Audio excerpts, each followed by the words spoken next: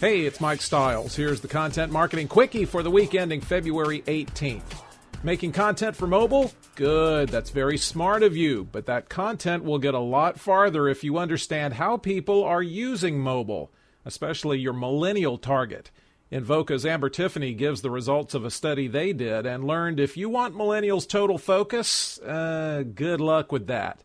A big majority check their mobile often, even if they're with friends and family. 38% check it even while out on a good date. Such true passion for the phone.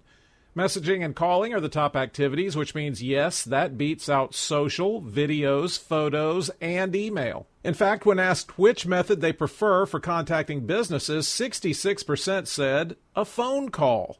Only 22% said social. 52% of millennials buy using their phones at least a few times a month, so move toward one-click checkout if you can. And 84% don't mind you gathering their data, but they do expect more relevant ads. You're not alone if you're not quite sure whether or not your organization is organized best for today's marketing. There's all this shifting to customer experience, and that means integrating with other departments, some of whom may not even like you.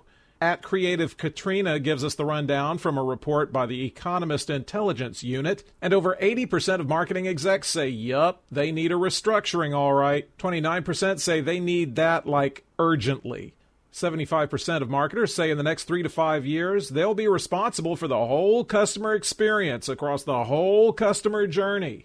The top skills for marketing people are marketing operations and tech digital engagement, strategy and planning, and demand gen, in that order. Creative comes in fifth, because that just happens magically. 80% also think in 3 to 5 years, marketing will be classified as a revenue driver and not a cost center. Ever been held hostage by an agency or felt that way? Sure you have. We all have. They're expensive and aren't doing that great a job, but you're already in too deep financially, and they have the creative assets. Douglas Carr advises in Marketing Tech blog, don't make that deal. Make sure you know right from the jump who owns the domain name, because some agencies register it but keep ownership. What happens if the agency is doing the hosting and you want to quit them? Will you have to move your site somewhere else? Then there's the matter of the raw assets used to make media outputs. If you don't own or have the assets, you can't repurpose them or have someone else do edits.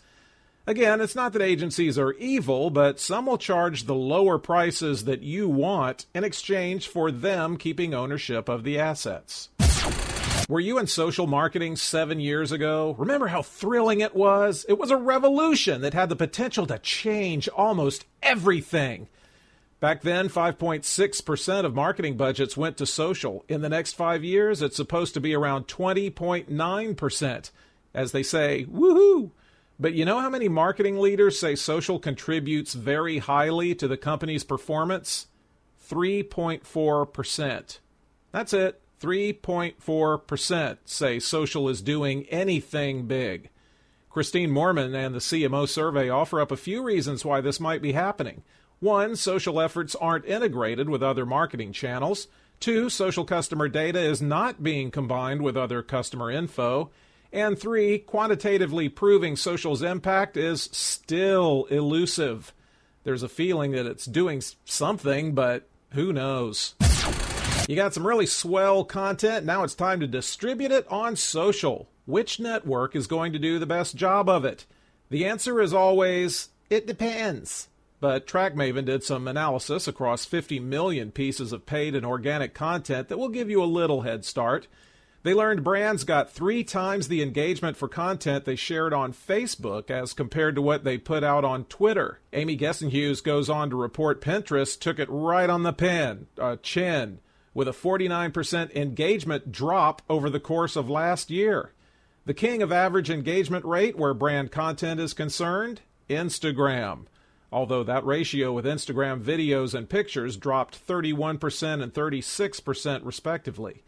LinkedIn pretty much was a steady Eddie, not much change. Now, where are the brands putting their content? On the platforms that are falling in engagement, of course. Pinterest and Twitter are seeing the highest increases in content volume. If you think new parents would be way too busy and pressed for time to spend a lot of time posting things on Facebook, No, they've got plenty of time.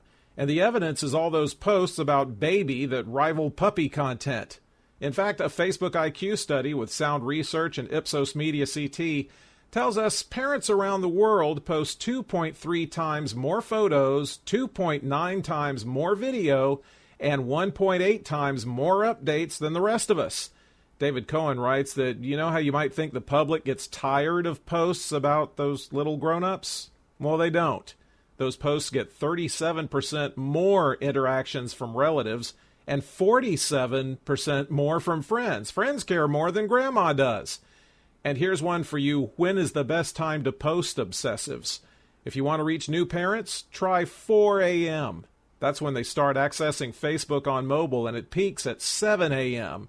Some little fella isn't sleepy. Instagram continues to be a big marketing power player, so if you're posting videos on there, you might like to know how many views they're getting, and now you can. Likes are great. You can like photos and videos, but there's value in impressions. Or bragging rights. Value or bragging rights, one or the other. So content makers like brands will be able to see in a couple of weeks how many times their videos were seen.